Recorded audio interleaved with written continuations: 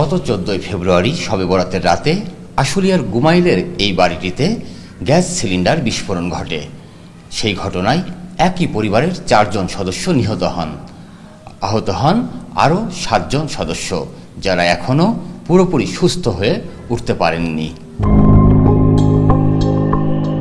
শুধু সাভার নয়, রাজধানী ঢাকাসহ দেশের বিভিন্ন স্থানে প্রতি বছর শতাধিক গ্যাস সিলিন্ডার বিস্ফোরণের ঘটনা ঘটছে।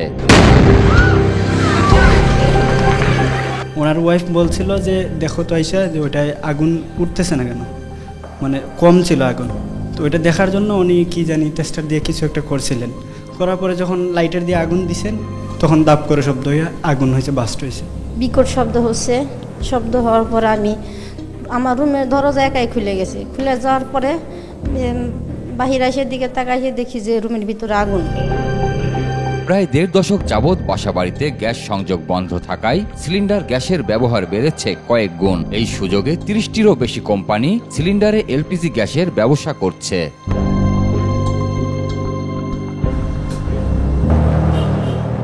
মুনাফা করে কোম্পানিগুলো ফুলে ফেঁপে উঠলেও সিলিন্ডারের মান নিশ্চিতের ক্ষেত্রে অনেকটাই উদাসীন তারা। ফলে একটু বিচ্যুত হলেই সিলিন্ডার বিস্ফোরণ ঘটছে। সিলিন্ডার ব্রাস্ট হওয়ার ক্ষেত্রে সবচেয়ে গুরুত্বপূর্ণ হচ্ছে সিলিন্ডার যদি লিক থাকে তাহলে অধিক প্রেসারে গ্যাস বা বাহির হওয়ার কারণে আমরা ওই জায়গায় আগুন ধরে ব্রাস্ট হয়ে যায়। অন্যথায় আমরা আমাদের টেকনিশিয়ান সবসময় চেষ্টা করে আমাদের সিলিন্ডার টেস্ট করার জন্য, এবং আমরা যে কোম্পানিতে পাঠাই কোম্পানির সবসময় আমাদেরকে টেস্টিং করেই যদি ওইটার ডেট থাকে তবেই আমাদের কাছে ওইটা দেয়, অন্যথায় আমাদের সিলিন্ডার ওইটা দেয় না। আর নতুন অবস্থা একটা সিলিন্ডার 10 বছর থাকে, ডেট থাকে। তারপর আপনারা 7 বছর পর পর রিটেস্ট হয়, 6 বছর পর, 5 বছর পর পর, 6 বছর পর পর রিটেস্ট হয় আরও 10 বছরের জন্য। আমরা কোম্পানি যখন পাঠাই, কোম্পানি এগুলো যেগুলো ডেট হয়ে গেছে, এক্সপায়ার হয়ে গেছে, তখন নতুন করে আবার ডেট ওরা টেস্ট করে ডেট দিয়ে দেয়। বাজারে সরবরাহ করা বিভিন্ন কোম্পানির সিলিন্ডারের গায়ে মেয়াদ ও নিরীক্ষার তারিখ বাধ্যতামূলক, তবে অহরহই এর ব্যত্যয় ঘটছে। ব্যবহারের অযোগ্য সিলিন্ডারও চোখে পড়ে বিভিন্ন দোকানে। এই ধরনের সিলিন্ডার পেলে আমরা র্যান্ডামলি কিছু টেস্টের ব্যবস্থা, সার্ভেলেন্সের মাধ্যমে এটা আমরা বিনা ফিতে পরীক্ষা করে দেখব যে আমরা যে লাইসেন্স দিচ্ছি সেই লাইসেন্সের ধারাবাহিকতায় মান ঠিক রেখে তারা বাজারজাত করছে কিনা। ফায়ার সার্ভিসের তথ্য মতে 2024 সালে সারা দেশে গ্যাস সিলিন্ডার লিকেজ ও বিস্ফোরণ সংক্রান্ত দুর্ঘটনা ঘটেছে 748টি। এসব দুর্ঘটনায় 8 জন নিহত ও 61 জন মারাত্মকভাবে আহত হন, আর এতে আর্থিক ক্ষতির পরিমাণ দাঁড়ায় 7.5 কোটি টাকা। এদিকে গত 5 বছরে দেশে প্রায় 1,500 গ্যাস সিলিন্ডার জনিত দুর্ঘটনা ঘটেছে।